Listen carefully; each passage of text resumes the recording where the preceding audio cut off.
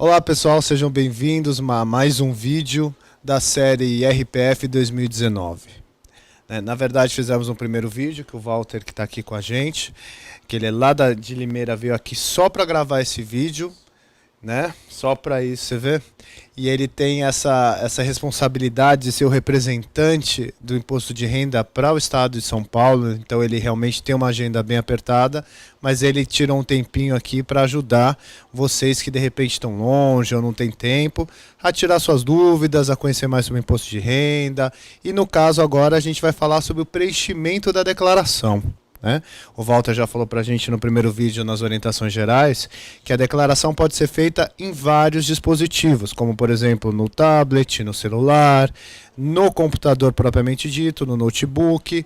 Ela pode ser feita pelo programa ou ela também pode ser feita no ambiente ECAC, que é um ambiente, vamos dizer assim, o que a gente chama que é o banco pessoal que cada contribuinte tem com a Receita Federal. É como se fosse um sitezinho de banco ali. Só que o Walter ressaltou, e é muito importante isso, que a maioria das pessoas fazem no programa. Elas utilizam a interface que a gente chama de PGD, que é o Programa do Imposto de Renda.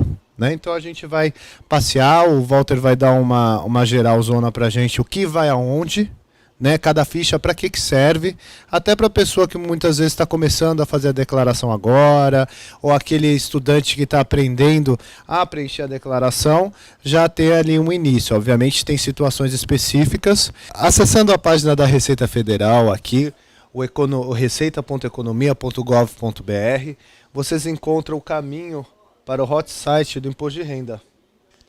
Aqui.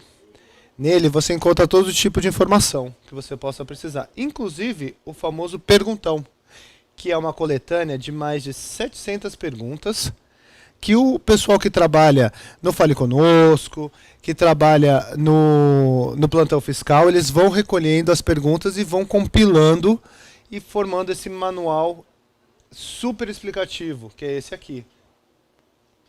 Um manual ótimo e que tem muitas perguntas, então muitas vezes a sua dúvida pode estar aqui dentro. Em vez de você ter a necessidade de escrever até Fale Conosco, ouvir numa unidade da Receita, às vezes você busca aqui e você já vai encontrar aqui todas as suas respostas, tá?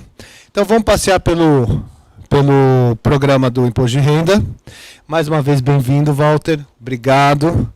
Obrigado também ao Douglas, que está ali fazendo as imagens. Obrigado também a Limeira por ter fornecido, Walter, que além de Imposto de Renda tem outras funções lá. Walter? Por favor, agora é com você. Meu delegado já me procurou e não achou.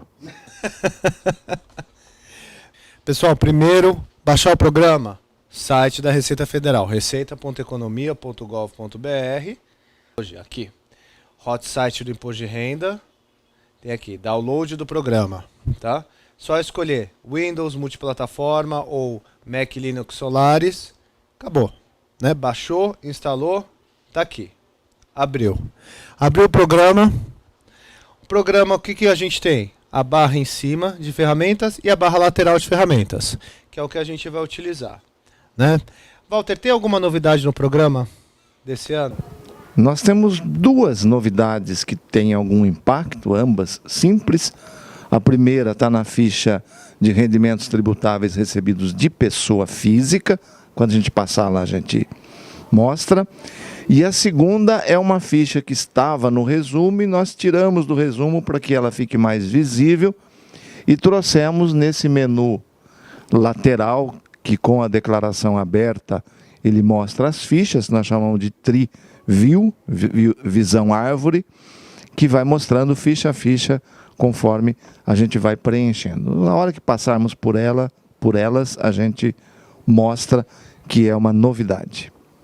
Bem, Walter, me falou uma coisa aqui. A gente tem essas três opções, vamos criar uma nova declaração, importar dados de 2018 ou importar a declaração pré-preenchida, Isso. Me explica uma coisa, o que vai diferir aqui entre criar uma nova declaração ou, por exemplo, importar de 2018? Bom, criar nova é porque você não tem dados anteriores ou não tem cópia, enfim. Você vai digitar tudo, incluindo seus dados de anos anteriores. Isso é criar nova. Quando a opção é importar dados, eu estou trazendo tudo aquilo que eu informei no ano passado. Ou seja, ele vai trazer dependentes, vai trazer dados de alimentandos, vai trazer dados das principais fontes pagadoras e vai trazer, claro, que é a parte mais volumosa de dados, a declaração de bens com os dados do ano anterior. E a última opção, que é interessantíssima, é a importação da declaração pré-preenchida. Aí há uma exigência que eu preciso ter certificado digital para baixar a pré-preenchida. O que é a pré-preenchida? É o arquivinho da declaração do ano anterior, mais as informações do ano calendário, ou seja, informações novas, referentes a DIRF, que é a declaração entregue pelas fontes pagadoras, de MOB, que tem a ver com as operações imobiliárias, é aqui que entram os aluguéis recebidos, e a DEMED, que informa as despesas médicas pagas, plano de saúde e médicos em geral. Tudo isso já vem, e a hora que eu pego esse arquivinho e abro e importo, como está escrito aqui, importar declaração pré-preenchida, o programa já distribui essas informações, todas as informações do ano anterior, mais essas informações deste ano, e eu continuo o preenchimento a partir daí. Mas, Walter, a gente, por exemplo, eu importei os dados de 2018, só que algumas coisas tiveram alguma alteração. Eu posso importar mesmo assim e fazer essa alteração?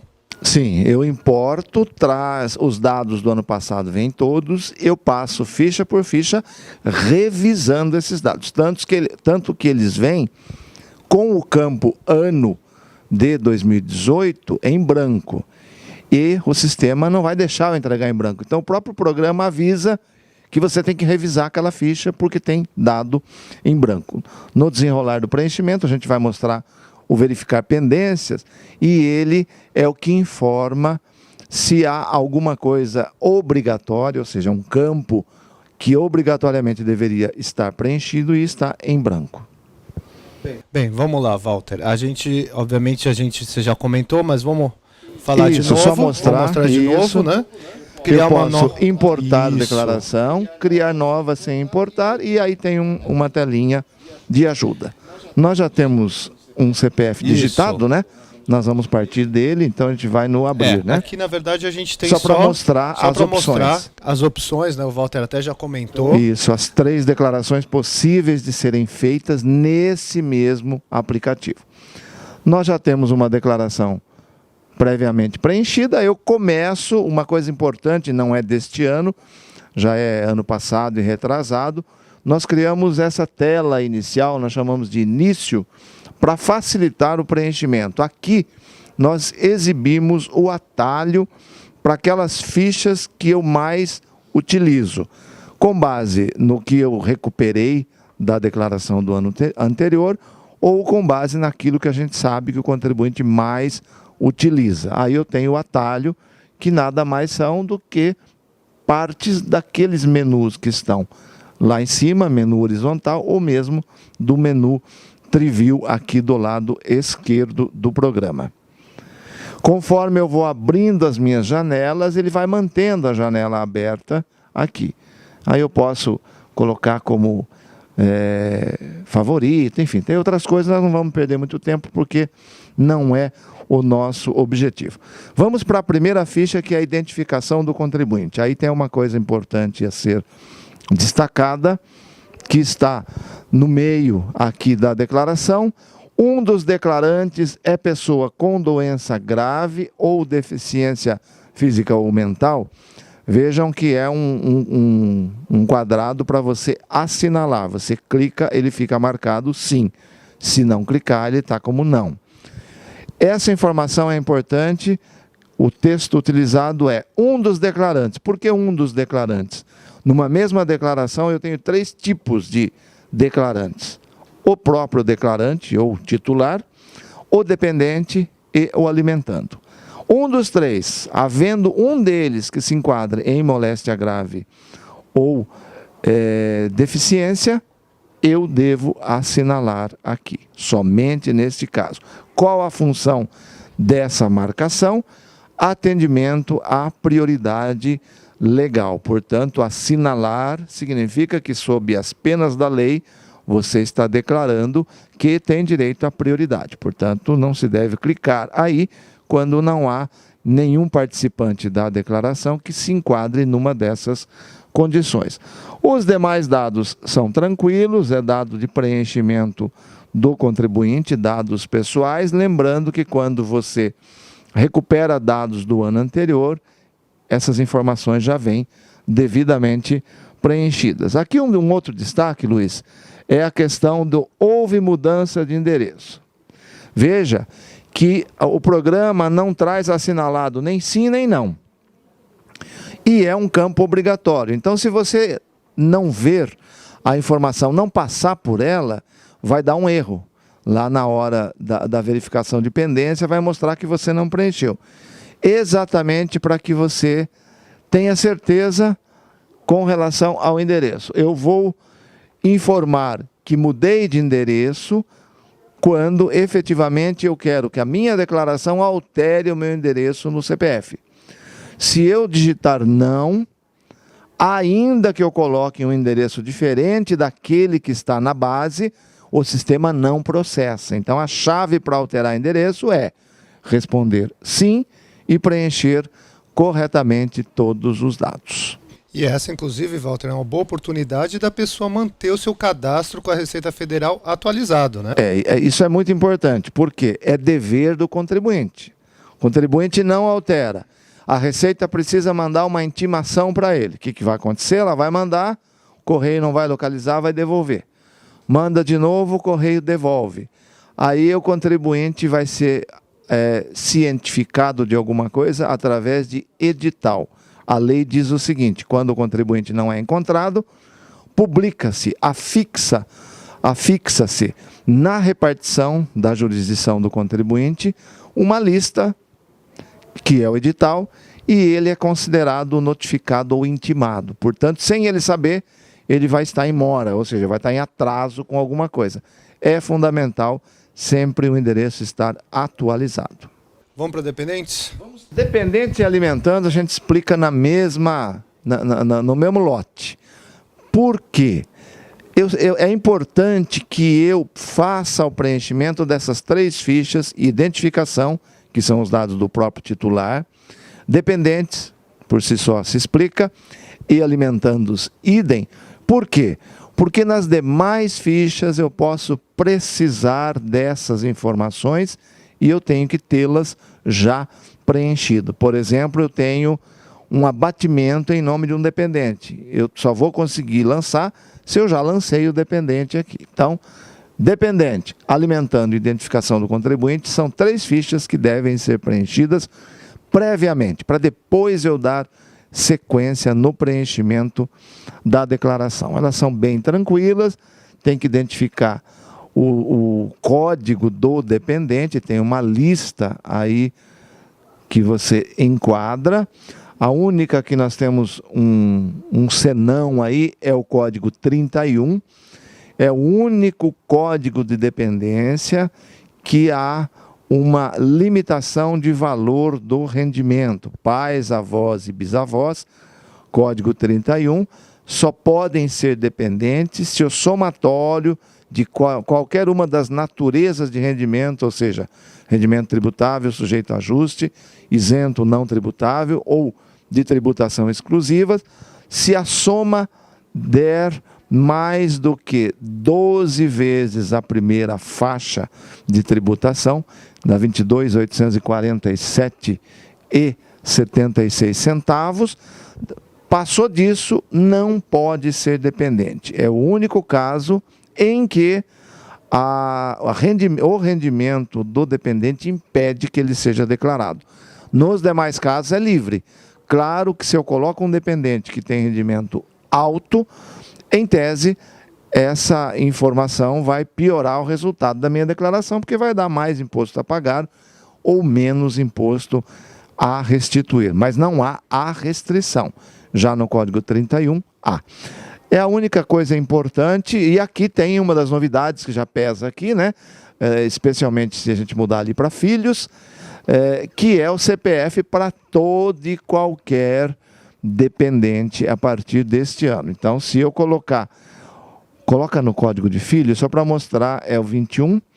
Veja, já vem com o triângulozinho vermelho, porque não está preenchido. Ou seja, independentemente da data de nascimento, o CPF é obrigatório. Então, esta é a nova situação da declaração para este ano. Qualquer dependente tem que ter CPF. Já podemos ir para as fichas. A de alimentantes é muito parecido, vamos para as de rendimentos. Uma ficha que praticamente todo mundo passa por ela é essa, especialmente o assalariado. Rendimento tributável, recebido de pessoa jurídica, é aqui que eu informo o rendimento do trabalho assalariado, por exemplo. E qualquer outro rendimento que me pague uma pessoa jurídica. Aí estão os dados. A ordem que esses dados aparecem aí é exatamente a mesma ordem que essas informações estão no informe de rendimentos enviado pela fonte pagadora. Então, basta digitar os dados que o sistema vai agregando. Lembrando que todas essas fichas, elas geram esse preenchimento no formato de grade. Eu preencho a primeira fonte, dou OK, a hora que eu der um novo, vai gerar uma nova linha e assim por diante. Vai se colocando uma abaixo da outra, conforme eu vou agregando. Vai somando e o sistema vai fazendo o cálculo acumulado. Segunda ficha, rendimento recebido de pessoa física, rendimento tributável recebido de pessoa física e do exterior, e é uma ficha que nós temos uma pequena novidade. Lembrando que essa ficha já há alguns anos foi modificada, quando algumas categorias profissionais passaram a ter a exigência legal de individualizar os recebimentos, informando CPF e valor recebido de cada um. A partir desse momento, a ficha precisou ter duas abas. A primeira aba para essa informação detalhada e a ficha antiga ficou sendo a segunda aba, outras informações. E é aqui que nós temos a novidade. Pensão alimentícia e outras ali em rendimentos, pensão alimentícia e outros, é a coluna onde até o ano passado simplesmente estava escrito outros. Agora nós destacamos pensão alimentícia e outros. Por quê? Porque a pessoa se confundia e ao invés de colocar a pensão alimentícia aqui, porque não aparecia, colocava lá na outra ponta onde está escrito deduções pensão alimentícia. E aí a declaração ficava errada, esse contribuinte iria para malha. É tranquilo, aqui o preenchimento é mês a mês. Aquele contribuinte que tem carnê-leão, por exemplo, de aluguel recebido, é aqui que ele informa, mês a mês, e o recolhimento mensal, se houver, do carnê-leão. Rendimentos isentos e não tributáveis. Essa ficha, ela tem um número de linhas, é uma das fichas com mais números de linhas que nós temos. A forma de incluir é a mesma, é individualizado, mas a hora que você entra na lista, roda até o final para mostrar quantas informações distintas ela pode ter. Olha lá, 26. Se o contribuinte tiver informação para todas essas linhas, essa é uma ficha que tem 26 linhas, 26 informações distintas. E aí você vai lançando os rendimentos lá, e aqui, pode rodar, vai até o 26, aqui nós temos o acumulado. Na aba rendimentos eu vou lançando, e na aba totais ela vai demonstrando por item, conforme eu acumulei. Tributação exclusiva é uma natureza de rendimento que tem o efeito na declaração apenas patrimonial, ou seja, ela vai gerar, vai informar caixa para que eu adquira um bem, um direito, uma aplicação financeira, etc. Mas é algo que já está tributado.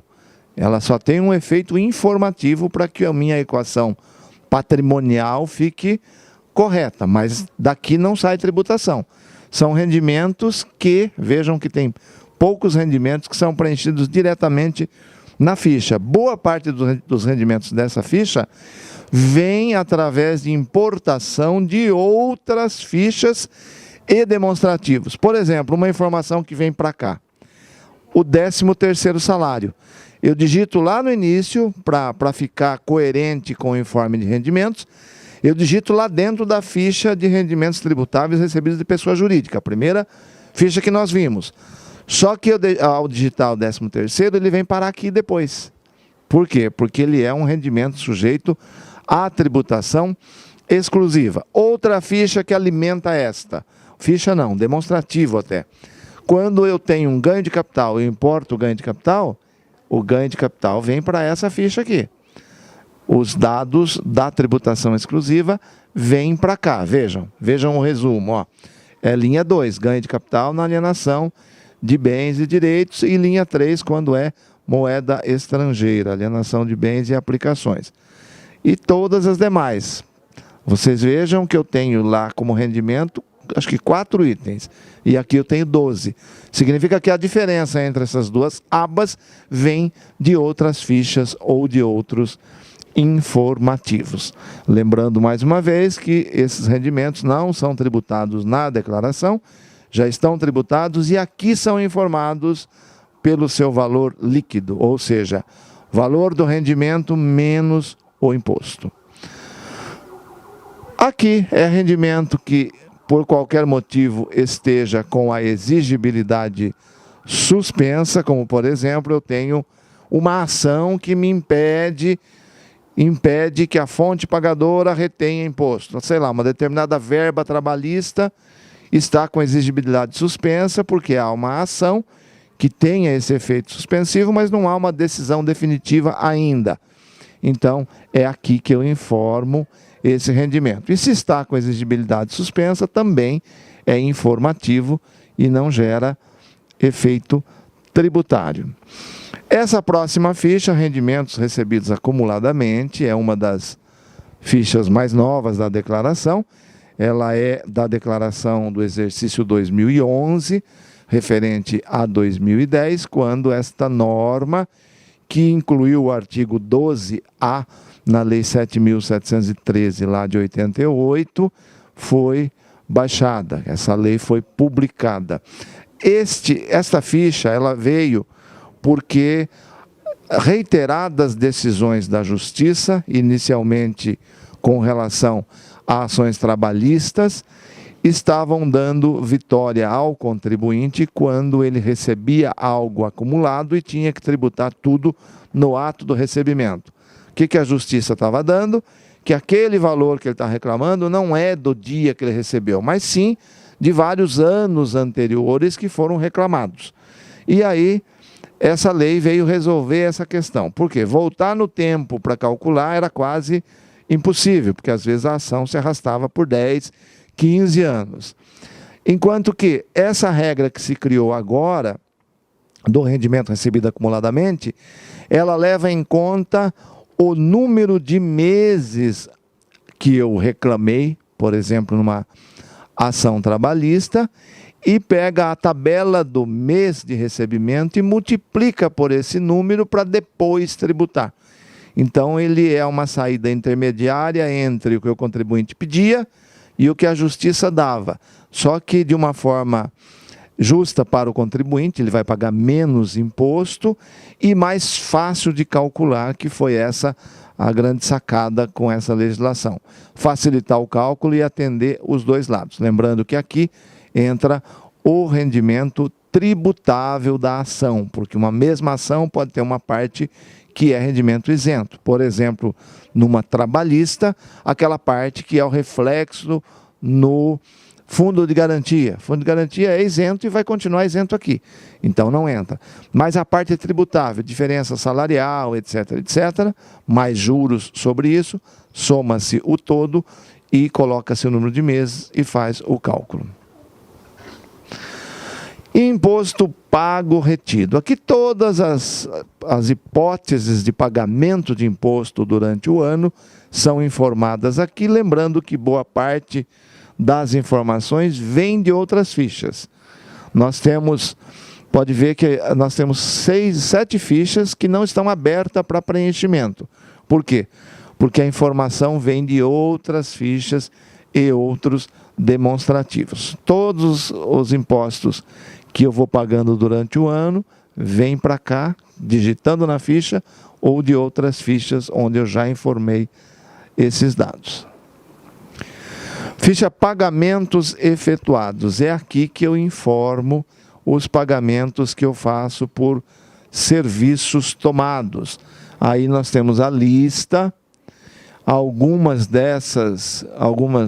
desses códigos são despesas que inclusive são dedutíveis, como por exemplo, pensão alimentícia, como despesas com instrução, despesas médicas, entre outras que eu vou informando aqui e são redutoras da minha base de cálculo do imposto de renda. Doações efetuadas. Como o próprio nome sugere, é aqui que eu registro as doações que eu faço, incluindo aquelas doações incentivadas, ou seja, que são incentivo fiscal, dedução quase que sempre, diretamente do imposto devido, como o Estatuto da Criança e Adolescente, incentivo ao audiovisual, Programa Nacional de Cultura, incentivo ao desporto, PRONAS, PCD, PRONON, entre outras. É aqui que eu vou informando. Com relação à criança e adolescente, é aqui que eu informo aquela doação que eu faço durante o ano para o fundo, código 40. Eu faço a doação pagando um boleto ou depositando na conta do fundo, eu informo aqui. Lembrando que o limite global dessas doações, onde está o Estatuto da Criança e do Adolescente, é 6% do imposto devido. Já a próxima ficha é a novidade. Essa ficha de doações diretamente na declaração aos fundos do Estatuto da Criança e do Adolescente, União, Estados ou municípios, é a ficha que nós tiramos lá da ficha resumo e trouxemos para cá. Ela não estava aí, atendendo às sugestões, com alegações de que essa ficha estaria escondida no programa, nós trouxemos ela aqui junto com as demais fichas. Esta ficha, ela não é de livre lançamento. Valor disponível. Veja, aqui eu tenho o valor, eu escolho o fundo, é preciso que o fundo esteja cadastrado, e lá no cantinho eu tenho o valor disponível para doação. Nessa declaração que nós abrimos, nós não digitamos números e o valor está zerado. Mas se houvesse rendimento lançado, que gerasse imposto devido, eu teria lá no canto o valor disponível para doação, que o programa limita a isso. Eu não consigo doar mais do que estiver ali naquele canto. E essa doação se dá através de um DARF, código 3351, cujo vencimento é 30 de abril de 2019, é obrigatório. Se eu emitir esse DARF e não recolher, eu tenho que retificar a declaração, excluindo a informação, que senão vai dar malha.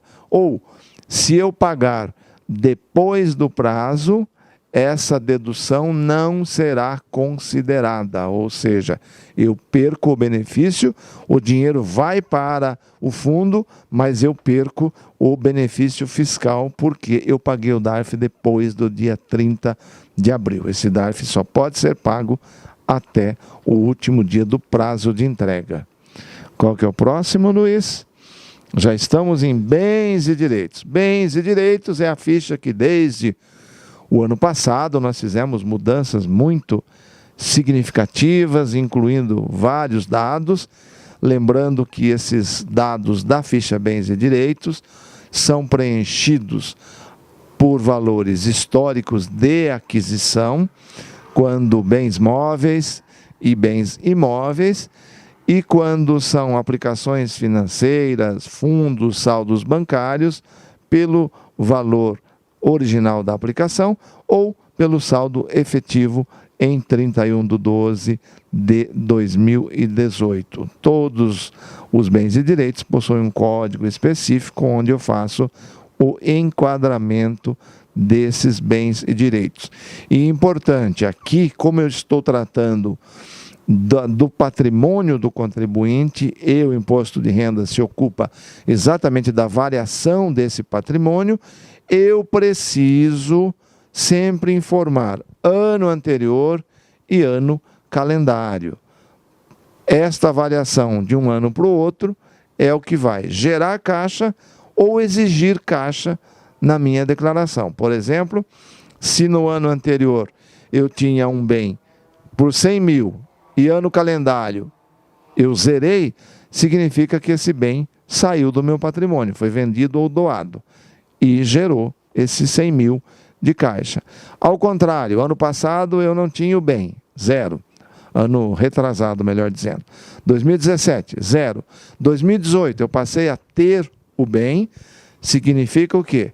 Que eu preciso do valor desse bem no meu caixa, porque o meu patrimônio variou positivamente e eu preciso ter caixa suficiente para bancar esse patrimônio. Walter, não tenho todos os dados. Como é que isso vai funcionar? Porque, inclusive, aqui tem registrado no cartório de registro de imóveis, sim ou não? Né? Se sim, eu tenho que inserir a matrícula do imóvel e o nome do cartório. Não tenho todos os dados, por exemplo, área total, unidade, porque muitas vezes a pessoa recebe um imóvel que veio de família, enfim, não tem documentação, a documentação apropriada. O que fazer, Walter? Ainda este ano, o contribuinte não terá graves consequências por não ter todos os dados. Mas é muito importante que ele busque essa documentação, ele tem no carnê de IPTU, na escritura, em algum documento ele vai possuir esses dados. Por quê? Porque esses dados serão obrigatórios muito em breve. Deveriam já, neste ano, serem obrigatórios. Não, a opção da Receita foi ainda não ser obrigatório. Mas muito breve esses dados serão. Aqui nós fizemos uma modificação, Luiz, que é exatamente no registro do cartório de imóveis, de registro de imóveis. Quando se responde não, não aparece nenhum dado. Até ano passado aparecia um registro aqui no canto que gerava confusão por parte do contribuinte. Então, reforçando, ainda este ano, os dados adicionais que foram criados nessa ficha ainda não são obrigatórios. Serão muito em breve. A ficha dívidas e ônus reais é o outro lado do patrimônio do contribuinte. Para quem estuda contabilidade, boa parte dos que estão nos vendo nesse momento são estudantes de contabilidade, né, Luiz? Então fica fácil usar essa linguagem. Enquanto que lá na declaração de bens eu tenho a aplicação dos meus recursos, né? Quando um bem novo aparece ou um saldo existente, ele é aumentado, então ele exige caixa, ele é uma aplicação de recurso. Lá na declaração de bens eu tenho uma origem de recurso também, quando um bem é vendido, quando um bem é baixado do meu patrimônio. O mesmo acontece nessa ficha agora, que é a ficha de dívidas e ônus reais. Se uma dívida aparece nessa ficha, é uma origem de recurso. Por exemplo, tomei um empréstimo e comprei um bem. Então, o bem apareceu lá, é uma aplicação de recurso, a dívida aparece aqui e é uma origem de recurso. Quando eu tinha uma dívida do ano anterior e esta dívida diminuiu, significa que eu paguei. E uma dívida que reduz de tamanho, que diminui, ela exige caixa, ela exige uma origem para aqueles recursos que eu apliquei ali para quitar ou reduzir a dívida. E aqui uma informação muito importante. Eu não informo nesta ficha valores referentes a bens financiados quando esses bens, os próprios bens, são garantia do empréstimo ou do financiamento, que é a linguagem mais adequada. Eu explico melhor. Você adquire uma casa. A casa vale R$500 mil. Você não vai colocar aqui a dívida com o agente financeiro dessa casa adquirida. E também não vai colocar o 500 mil, que é o valor da casa, lá na declaração de bens.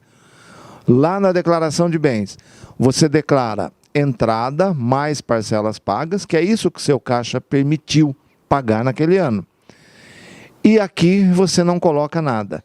E à medida que esse bem vai sendo pago ou quitado, você vai adicionando ao valor dele as parcelas pagas. Então eu recapitulo, porque isso é muito importante e erram muito nessa informação. Isso, Walter, é uma coisa que a gente coloca aqui na discriminação, né?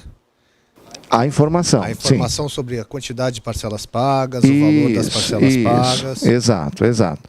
E o somatório no campo valor. Isso é muito importante porque contabilmente eu não posso lançar algo que seja uma aplicação de recurso, por exemplo, o valor da casa por inteiro, que o sistema vai procurar o valor inteiro de rendimento, e eu não tenho.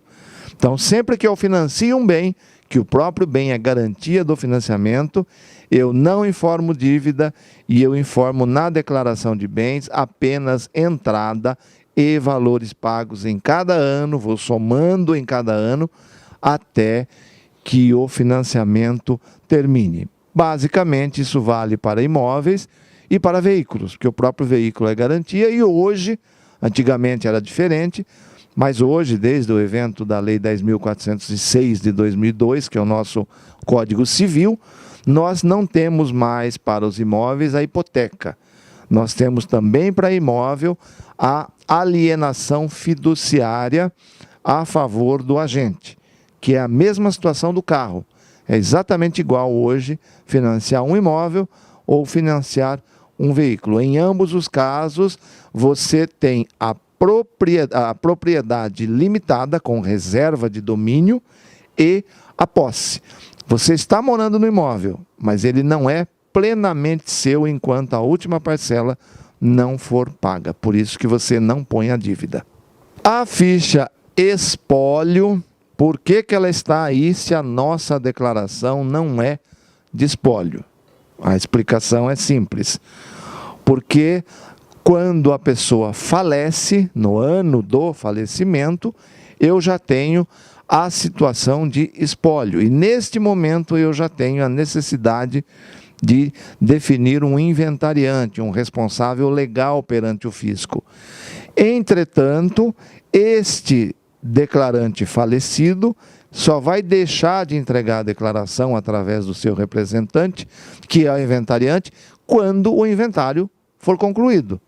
E às vezes, especialmente na justiça, quando há algum litígio entre as partes, pode demorar anos. Enquanto isso acontecer, e se a declaração for obrigatória para o falecido, as declarações serão entregues e aqui será informado o CPF do inventariante. Então, esta ficha tem essa finalidade. Não está errada aí não, ela faz parte da declaração de ajuste, mas identifica para o espólio quem é o inventariante. Então, Walter, quando uma pessoa falece, né? Então você vai continuar entregando o ajuste anual daquela pessoa já falecida, com os dados daquela pessoa, uma declaração normal, até o momento que fechar. A hora que fechou, o espólio resolveu, fechou, daí você vai entregar a final de espólio. Isso, lembrando que nós chamamos, eu até não gosto muito dessa denominação, eu acho imprópria, a Receita chama de declaração inicial de espólio, que é no ano do falecimento, quando se refere ao ano calendário do falecimento, e intermediárias de espólio, as próximas antes da final de espólio. Para mim só existe final de espólio e ajuste. É ajuste, declaração de ajuste de um falecido. Para mim não é intermediária inicial, mas é uma nomenclatura que é utilizada oficialmente é isso, mas eu discordo um pouco dessa posição. Enquanto essa declaração do contribuinte falecido é feita, eu sigo as mesmas regras de obrigatoriedade da declaração de ajuste anual de qualquer outro declarante. Ou seja, o espólio vai declarar se ele se enquadrar em uma das condições. Não se enquadrou, ele vai continuar esperando sair a conclusão do inventário para daí entregar a final de espólio. Agora, é muito usual em espólios de valor significativo que, por exemplo, fazendas continuem produzindo. Em nome de quem? Do espólio. Porque ainda não transmitiu o bem para os herdeiros. Então o espólio tem renda. E nesse caso, tem a obrigatoriedade de entrega no CPF do espólio até que se complete o processo de sucessão causa-mortes, que é o trânsito em julgado da sentença homologatória, se for o caso, ou a escritura pública de inventário lavrada em cartório. Essa ficha é uma exigência, inclusive, da legislação eleitoral. Obviamente que ela é utilizada em larga escala em ano de eleição. Quando é ano sem eleição, praticamente ela não é usada, mas ela está aí, que é a ficha para se registrar doações a partidos e candidatos a cargos eletivos. Doação a partido eu posso fazer a qualquer tempo. O partido continua existindo. Doação para candidatos só em época de eleição. Cada candidato tem que abrir um CNPJ, enfim, tem todo um regramento da legislação eleitoral e o imposto de renda só faz cumprir essas normas. As importações que você já... Essa nós já falamos, é uma ficha que concentra todas as importações possíveis, tanto das declarações auxiliares, como da DMED, da informação de despesas médicas, e também da informação de fontes pagadoras. Essa ficha é muito importante e a gente precisa entendê-la. Em qualquer momento do preenchimento, eu posso clicar lá no símbolo do tique verdinho lá, para verificar pendência. Se aparece um triângulozinho amarelo, significa que aquele campo não foi preenchido ou está com algum valor que não seja permitido, mas é só um aviso. Não impede que a declaração seja entregue. Já quando eu tenho o triângulo vermelho, significa erro e, portanto, é impeditivo da declaração ser entregue. Eu não consigo entregar uma declaração que ainda tenha pendências em vermelho, ou seja, erros. E você clica em cima, já vai para o lugar. Isso, ele é um link para a ficha, para o local onde está o erro, ou inconsistência, ou a não informação de um dado, quando é amarelo, né? É o ponto que requer atenção, você clicou, ele já é um link e vai para aquela página. Aqui a gente vai passar muito rapidamente. A atividade rural é algo, foge um pouco do escopo do NAF, né? Mas é uma ficha, a gente não vai nem entrar nas subfichas, tá? Para não perder tempo, porque ela é muito específica. Se eu escriturei o livro caixa da atividade rural, eu importo os dados. Se eu não escriturei, é um caso raro, porque a escrituração do livro caixa da atividade rural, segundo as normas hoje vigentes, deve ser feita a partir de R$ 56 mil de receita bruta anual, que é um valor baixo. Então, via de regra, o contribuinte tem o livro caixa escriturado e aí ele importa de lá todos os dados. Mas é como se fosse uma declaração dentro da declaração. A atividade rural tem um tratamento diferenciado, específico, bastante específico na apuração, tem uma declaração de bens próprias e a forma de se tributar, uma delas é você considerar como tributável 20% da receita bruta.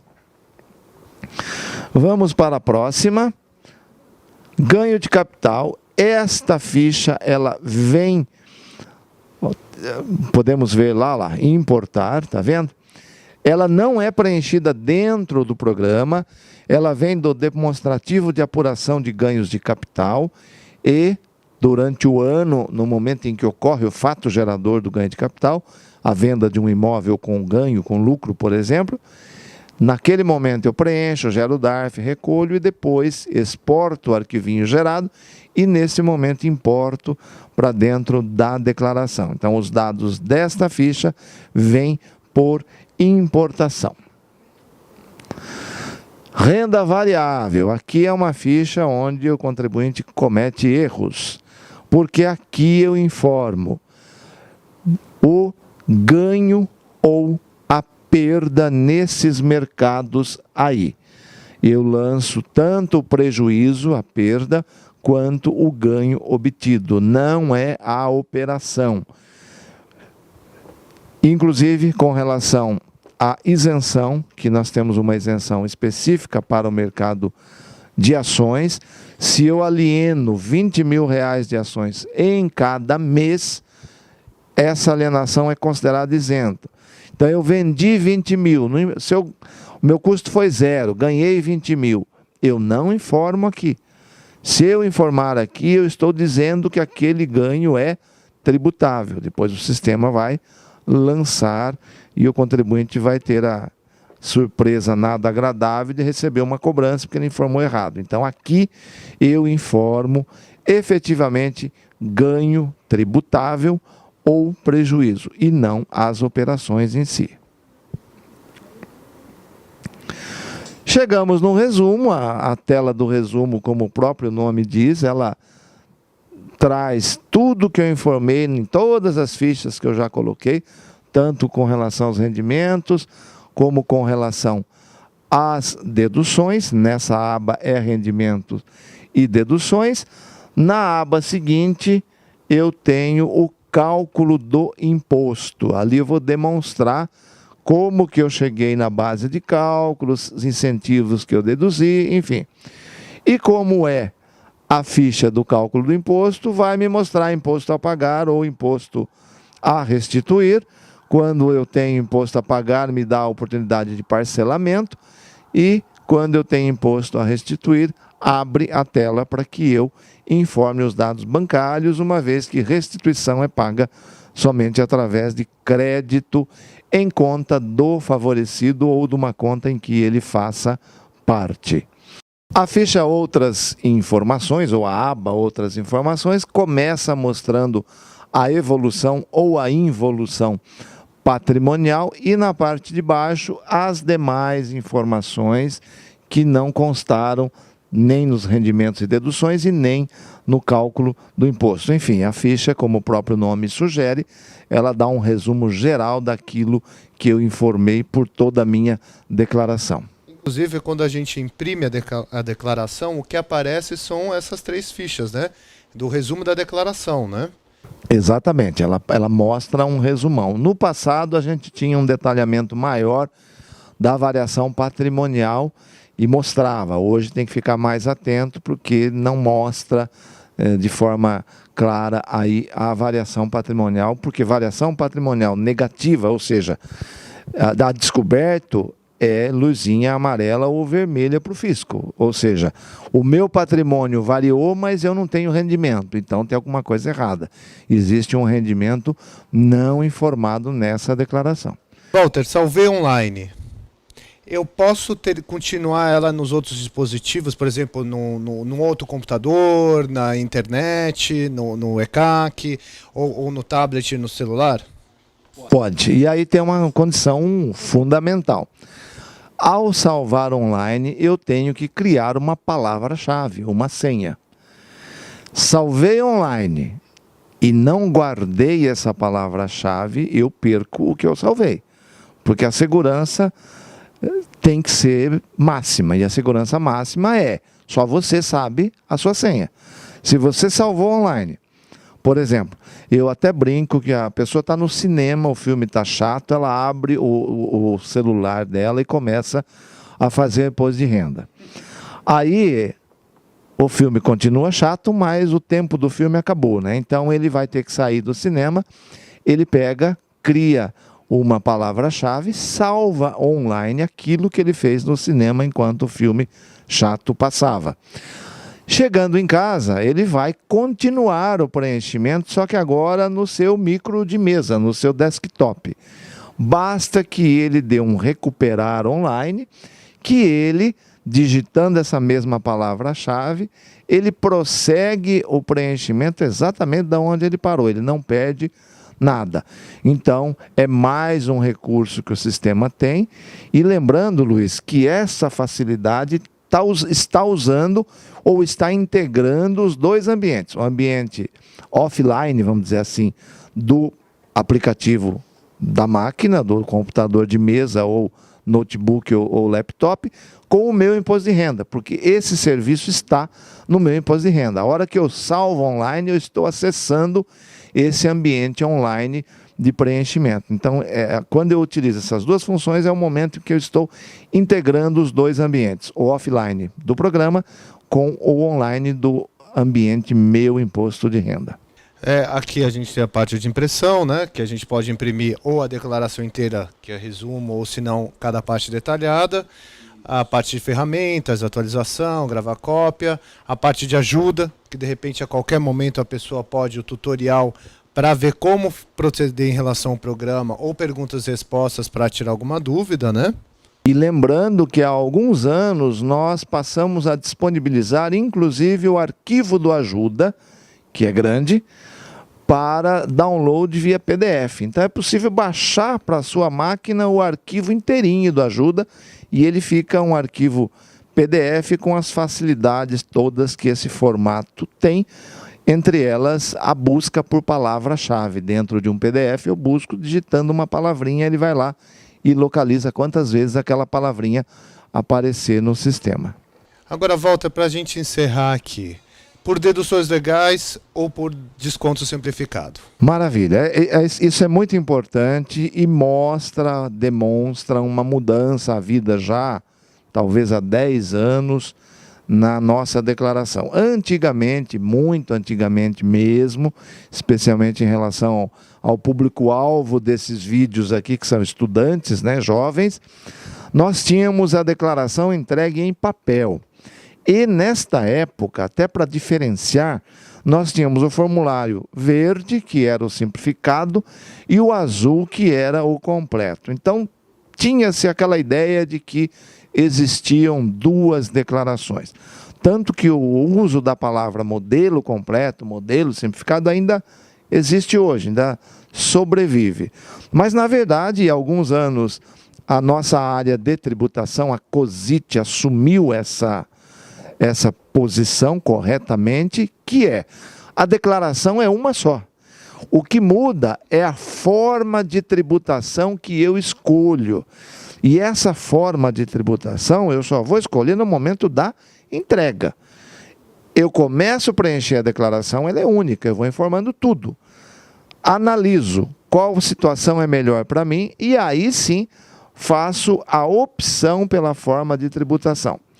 Antigo modelo verde, lá do passado, em papel, que depois virou modelo simplificado quando surgiu o aplicativo, o programa. Hoje nós chamamos de opção pelo desconto simplificado. Antigo modelo azul, lá do passado, que depois virou modelo completo. Hoje nós chamamos opção pelas deduções legais.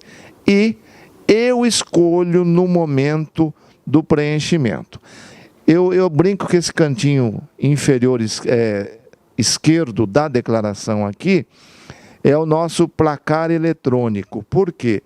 Em tempo real, cada rendimento que você lança ou cada despesa dedutível que você lança, você acabou de sair do campo que ele processa, aqui já está alterado o resultado. E vem lá, a ordem que vem marcado. Se você preencheu, não prestou atenção, não analisou o resultado e vai entregar a declaração e a sua escolha, que não é a melhor, o sistema te avisa, dizendo que pelas informações fornecidas, a melhor opção é tal, diferente da sua. Deseja mudar a opção? Se você responder sim, ele já muda para o outro botãozinho lá. Sempre buscando a opção que dê o imposto a pagar menor ou o imposto a restituir maior.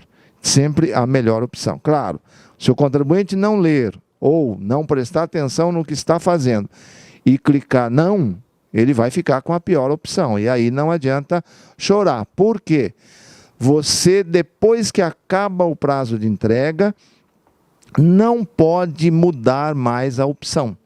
Durante o prazo, você pode retificar entregando na nova opção. Passou de 30 de abril, aquilo configurou opção por forma de tributação, que é irretratável a partir do fim do prazo. Então, entreguei com opção pelo desconto simplificado. A melhor situação minha seria a opção pelas deduções legais. Se passou de 30 de abril, dancei. Não adianta entrar com pedido que a Receita não vai acatar, porque a lei é clara. A sua opção se dá em 30 de abril. Passou esse prazo, vale o que você fez, o que você entregou. Walter, o único tipo de isenção de imposto de renda, que é o de moléstia grave, né? A pessoa, ela adquire, ela entra com processo, só que muitas vezes isso já vem acontecendo, né? E já vem acontecendo, e daí o que ela faz com a declaração dela e as passadas, até o momento que ela adquire de fato essa condição? Tá, vamos entender essa isenção, que é da Lei 7.713 de 88, que lá tem o rol, está no artigo 6º, o rol das moléstias graves beneficiadas com essa isenção. A isenção, primeiro, se dá para portadores das moléstias listadas na lei, mediante laudo médico pericial de serviço médico oficial da União, estados ou municípios. Não vale laudo médico privado, de empresa particular, e somente são isentos os rendimentos provenientes de aposentadoria ou pensão. Se o contribuinte possui a moléstia grave, recebe uma aposentadoria, mas tem também um aluguel, o aluguel não tem isenção. Ou ele continua trabalhando, ele tem um rendimento do trabalho, esse rendimento do trabalho continua sendo tributado normalmente. Só tem a isenção o rendimento proveniente de aposentadoria ou pensão, ainda que essa aposentadoria ou pensão já existia antes da doença comprovada, mas a partir da comprovação da doença, ele passa a ter direito à isenção. O laudo diz que essa doença é pré-existente, a doença retroage há alguns anos. O que ele faz? Ele precisa desse laudo, porque ele vai retificar as declarações e pegar o montante que era informado como rendimento tributável e jogar para isento, porque ele passa a ter direito à isenção. Até 2015, está praticamente acabando esse prazo, nós só temos 2015 mesmo, ele tem que entrar com um pedido à parte com relação ao 13º. De 2016 para cá, até o 13º, ele consegue receber de volta, informando na própria declaração de ajuste anual retificadora que ele vai apresentar. Como a informação dele vai ser diferente daquela informação original da fonte pagadora, a declaração dele vai em malha e aí ele tem que apresentar a documentação para liberar essa declaração da malha. Mas ele vai ter direito à restituição integral do imposto retido no período em que o laudo atestar a existência da doença. Eu acho que é isso, Walter, né? Acho que acabou sendo tudo, dando um panorama geral, né, da questão toda. Obviamente, alguma outra dúvida tem que recorrer ou ao site da Receita, ou o plantão fiscal numa unidade da Receita, ou perguntão. E o ajuda é um hábito não muito usual do declarante. O ajuda, ele tem esse nome não por acaso, ele te ajuda a preencher a declaração em tempo real. Você está no campo, fica em dúvida, o que eu informo aqui? Pressiona F1, que abre o ajuda contextualizado, ou seja, ou contextual, melhor dizendo, ele vai abrir exatamente naquele item que você estava, ele leva lá o índice para mostrar para você exatamente aquele assunto sobre o qual você tem a dúvida. Então, o ferramental está aí, nós, em rápidas pinceladas, demos um passeio geral pela declaração e desejamos aí a todos que assistiram boa sorte, bom preenchimento de declaração, que entreguem tudo correto. Aos alunos NAF, do Brasil todo, aos alunos NAF de todo o Brasil que vão acompanhar esse vídeo, que venham para o Imposto de Renda. É um assunto muito interessante, você que breve vai se tornar um contabilista, um contador, é uma área muito interessante de se trabalhar e que precisa de bons profissionais, e que venham bons profissionais.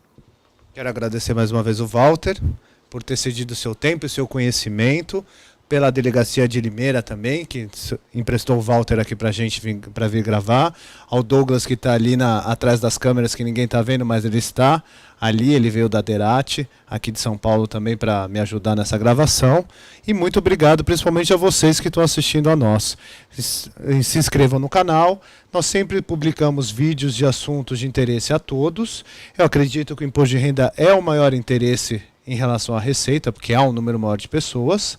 Mas, de toda forma, temos outros vídeos e outros assuntos que podem ser de interesse a todos. Muito obrigado, até a próxima.